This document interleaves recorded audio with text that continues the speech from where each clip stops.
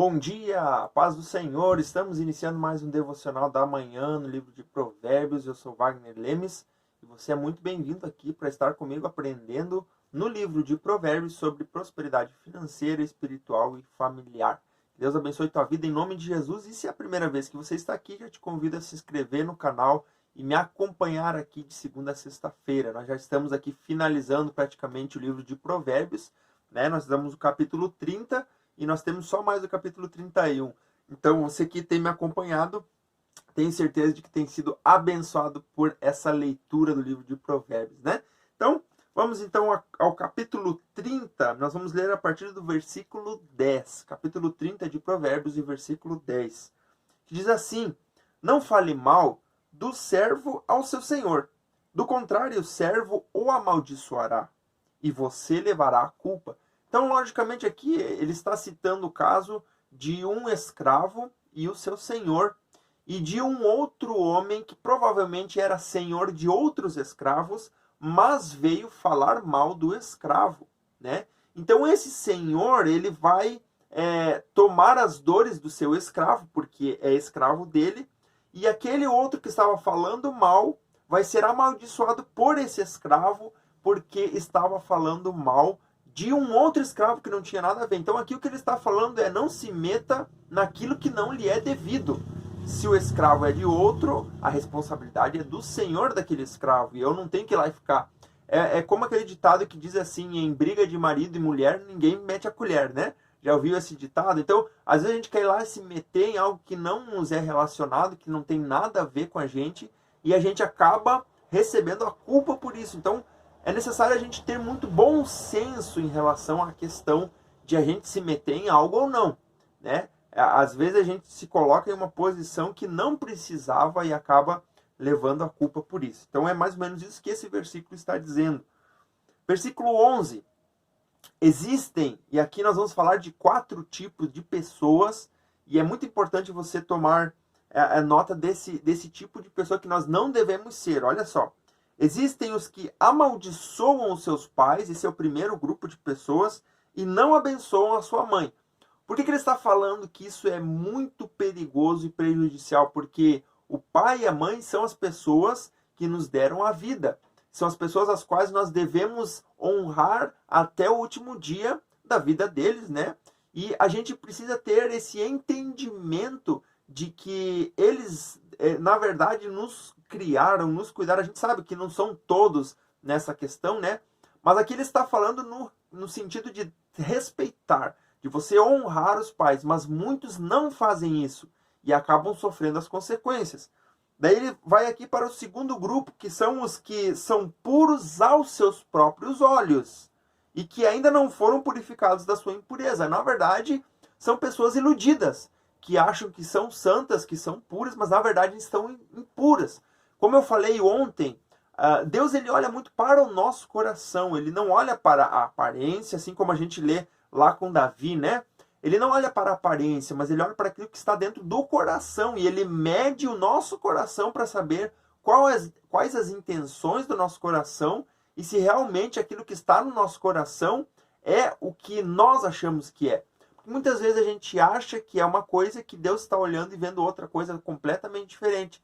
E esse segundo grupo de pessoas, então, são as pessoas iludidas. Aquelas pessoas que não veem a si mesmas, não têm sabedoria e não conseguem interpretar-se a si mesmo. Versículo 13, daí vem para o terceiro grupo de pessoas, que são os que têm olhos altivos e olhar desdenhoso. O que isso representa? O orgulho. São pessoas orgulhosas, que têm um olhar altivo, que se acham melhores do que as outras e desdenham as outras pessoas, ou seja, desprezam as pessoas por achar que são melhores. Então esse é o terceiro grupo aqui de pessoas que vão sofrer as consequências das suas ações. E o quarto grupo de pessoas são pessoas cujos dentes são espadas e cujas mandíbulas estão armadas de facas para devorarem os necessitados dessa terra. Então, meio que parecido com os orgulhosos, esse tipo de pessoa quer destruir as outras pessoas. Ao passo que o orgulhoso, ele tem um problema de se achar melhor do que outras pessoas. Só que aqui, o orgulhoso em nível hard, digamos assim, né?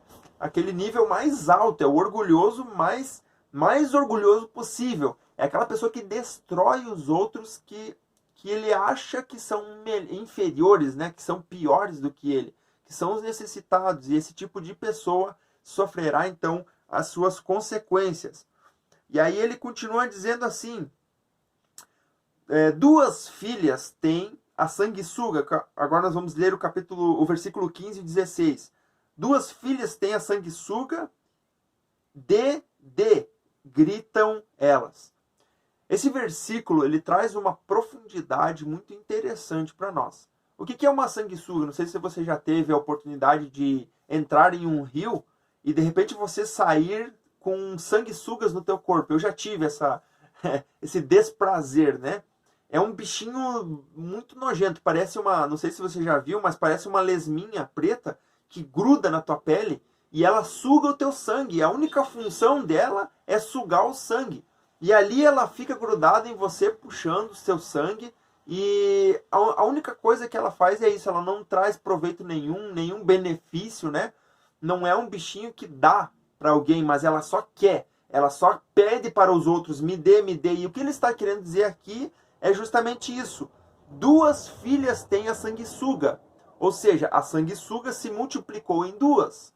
Essas duas vão se multiplicar em duas. Está trazendo aqui a ideia de pessoas gananciosas, que só querem para si, mas não querem se doar para os outros. Ao passo que Jesus, ele disse assim, que o maior mandamento é amar a Deus sobre todas as coisas, e o segundo, semelhante a esse, é amar ao próximo como a si mesmo. Só que a sanguessuga, ou seja, essa pessoa gananciosa, só quer para si, para si, para si. Venha a mim o seu reino, que nem diria esse tipo de pessoa. É a pessoa gananciosa, a sanguessuga, que só quer para si, mas não quer se doar para os outros. É um grande perigo, porque você está desobedecendo o mandamento de Deus, que é amar ao próximo como a si mesmo. E aí continua dizendo assim, nesse mesmo versículo 15, há 3 coisas que nunca estão satisfeitas, 4 que nunca dizem, é o bastante. Na verdade ele diz assim, há 3 coisas que nunca estão satisfeitas. Na verdade são 4. É o que ele dizia, ele vai repetir essa ideia ao longo dos próximos versículos aqui, né? E ele diz assim, então, o Sheol, que é traduzido também por sepultura ou Hades, né? Que é um lugar onde ficam os mortos, tá?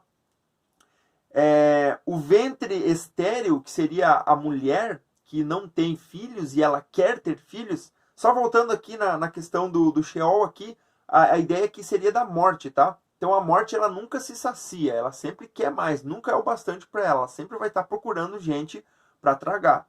E o ventre estéril, a mulher que não pode ter filhos, ela sempre vai querer ter um filho. O sonho dela vai ser ter filhos. Então a mulher estéril não tem essa saciedade, né? Outra coisa, a terra, cuja sede nunca se aplaca. Então, no ciclo natural da terra, a água está sempre entrando dentro da terra, indo para o mar e fazendo esse ciclo. Vai para a chuva e ela nunca se sacia, nunca é o bastante de água. Por isso que ele cita isso, né? E por fim, o fogo, que nunca diz é o bastante. O fogo, se você colocar fogo em alguma madeira, por exemplo, ele vai ficar ali até a madeira terminar. Então, enquanto estiver um material para queimar, ele vai queimar. Se você jogar fogo numa floresta, enquanto não terminar a floresta, ele não vai apagar. Ou enquanto não chover, por exemplo, ele não vai apagar. Ele vai consumir tudo, nunca vai ser o bastante. Enquanto ele encontrar material pela frente, ele vai queimando. Então, o que esses dois versículos aqui, juntos, 15 e 16, estão falando? De ganância. Daquela pessoa que não tem autocontrole, que não sabe se controlar. Nunca é o bastante, nada é o bastante. Ela sempre está extrapolando as coisas, indo em busca de coisas, mas nunca chega num limite, nunca chega numa saciedade, aqui está bom.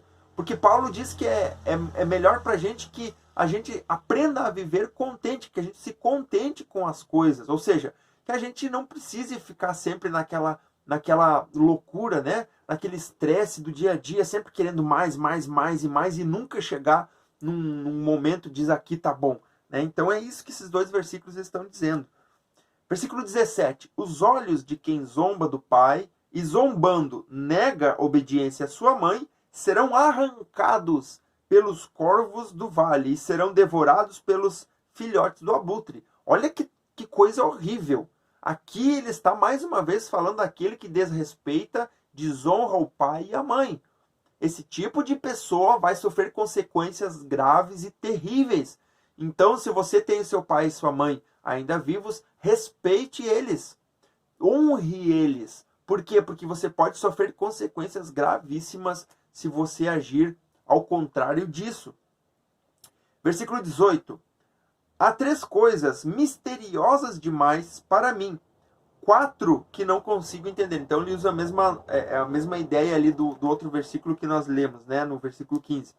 Então ele fala de 4 coisas que são muito misteriosas. E quais são essas 4 coisas? A primeira é o caminho do abutre no céu. Então aqui ele fala que não consegue, é algo misterioso, porque se você já viu um abutre, ele fica rodando ao redor de uma carniça, né? De um animal que recém morreu, ele fica rodando ali, né? E algo que ele não consegue entender é esse voo do abutre. Em outras traduções traz a ideia de águia também, que ele não consegue entender o voo da águia, porque é algo inimaginável. Hoje a gente tem os aviões, a gente já consegue estudar como que os animais, os pássaros no caso, né, conseguem voar.